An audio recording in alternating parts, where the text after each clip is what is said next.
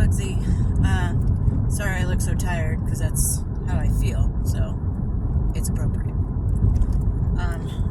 Anyway, I was just driving and thinking, like normal, and started thinking about how, why I started doing TikToks, and I started thinking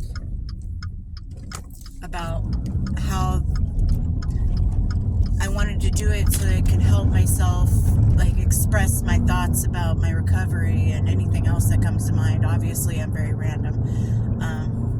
But then I started really thinking, too, that there was a time that my oldest daughter, Autumn, would always ask me to do videos for YouTube because she wanted to be a star like Mr. Beast. And at the time, I had no idea who the heck Mr. Beast was. But I'm like, okay, maybe some other time. And then I just started thinking, because she would make videos on her tablet or whatever, just of her playing with her My Little Ponies and her little dolls and stuff. And she would do a show, and she always started it off with, "Hey guys, it's me." And then she would do her little shows, and I started thinking it wasn't so much that she wanted to be on YouTube, it was that she wanted to spend time with me, and she wanted to do something with me that interested her, and it was something so simple,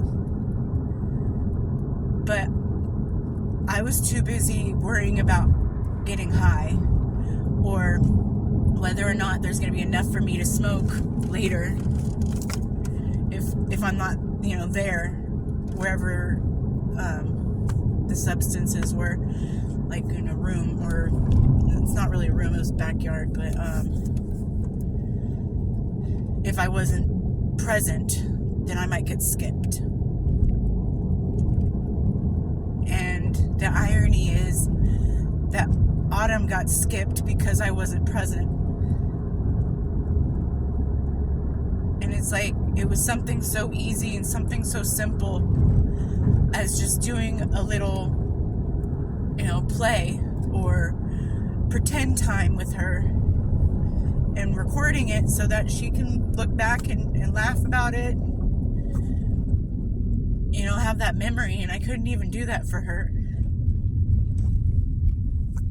And it really bothers me because there were so many times where I just said, in a little bit, or, in a minute or later, and those times never came for them, for any of my girls. By the time that minute came, or I was ready to go spend time with them, that they had been begging me all day, her and Olivia have been begging me all day to play with them or do something with them. By the time that time came, they were already asleep in bed, probably dreaming about a mom who gave a shit. Probably dreaming about a better life that they knew that they deserved, but didn't understand. And it's just, I know people always say, enjoy the little things in life and cherish the little things in life, but, that's so true. And I just think back about how easy it could have been for me to just give them the time of day. Sometimes Google Memories pop up telling me, hey, there's a memory about Autumn, and it'll be one of her little videos. And there's not a part of me that doesn't wish that I can go back to that time and be in that video with her.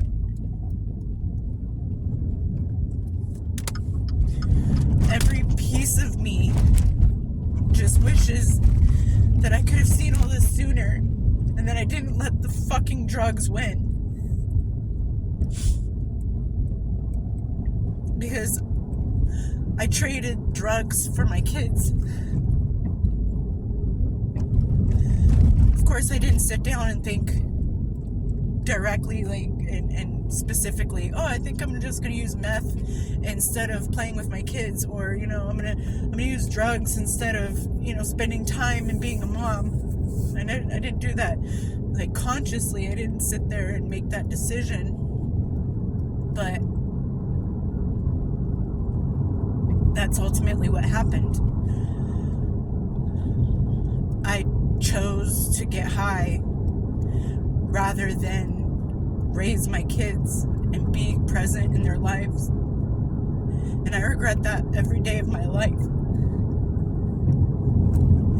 And I have people question, like, my sincerity about how much I loved my kids, because if I loved them, I should have been able to just quit and get clean. But that's not how addiction works. And that's why it's so devastating to so many people who are actually using, the people who are family or friends to the people who are using. It ruins everybody's life. My kids were young, like they're 8 and 3 and newborn when they were taken from me.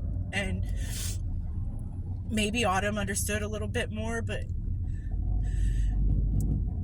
the other two, they don't understand. And I know one day they're going to understand to an extent. But I know that the question they're always going to have is, how come she didn't love me enough? How come I wasn't enough for her to quit? How come I wasn't enough for her to never start?